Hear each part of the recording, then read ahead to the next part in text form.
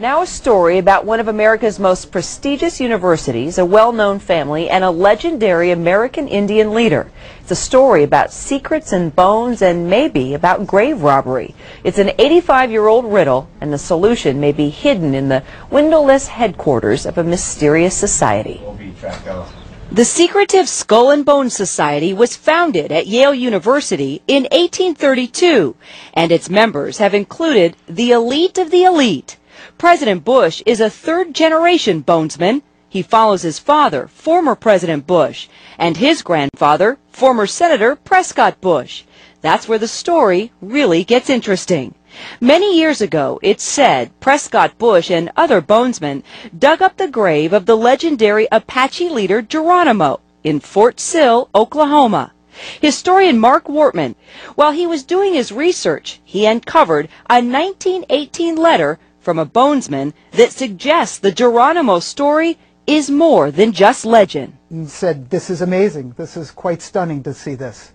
It was laid out so clearly in straightforward language, saying we've got Geronimo's skull, femurs, and horse tack, and we've brought it back to the tomb, as they call it, in New Haven. Located on the Yale campus, the tomb is the windowless sanctum of Skull and Bones. Although the rituals conducted inside are shrouded in secrecy, it's said that to this very day, new members must kiss a skull during initiation rites. Are they kissing the skull of Geronimo? Geronimo's great-grandson, Harlan Geronimo, wants answers. I'm willing to volunteer and have my DNA taken and the DNA from the skull and do a genetic makeup. Geronimo says he's hurt by the possibility his famous ancestors' bones were stolen and could possibly be a part of student rituals.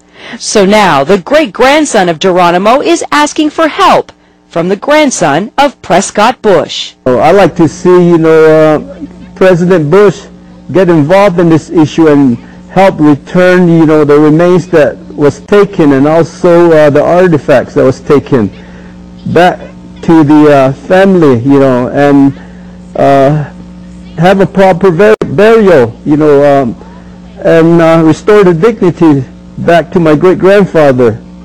For now, the mystery continues. Does the club Skull and Bones have the remains of Geronimo? And if so, will it return them?